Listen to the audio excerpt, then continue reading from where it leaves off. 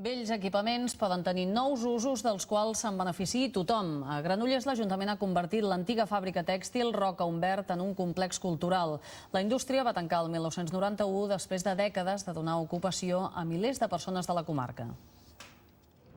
El so dels telers que se sentia a l'antiga fàbrica tèxtil Roca Humbert durant una gran part del segle XX s'ha substituït per música moderna. L'Ajuntament de Granollers ha reconvertit la fàbrica en un nou model d'equipament cultural públic. Des de fa més d'un any i mig s'ha habilitat un espai amb bucs d'assaig per als grups amateurs de la ciutat. L'avantatge és que hi ha un estudi de gravació i no sé, també hi ha aire condicionat, calefacció. Actualment ja hi ha 5 equipaments totalment operatius. Un d'aquests està destinat al Centre de Cultura Popular i Tradicional, un espai que es comparteix entre les diferents entitats de la ciutat. Encara ens falta una mica fer el nostre, totes les entitats ens hi hem d'anar adaptant, perquè cadascú té les seves necessitats, però vaja, en principi estan funcionant força bé. També s'ha habilitat un espai per a la biblioteca pública.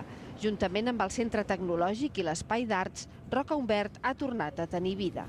Torna a brugir, torna a moure's, i en tot cas el moviment d'avui és un moviment més lliure. Passejar per aquí és veure com aquestes portes, abans closes de la fàbrica, estan obertes a tothom.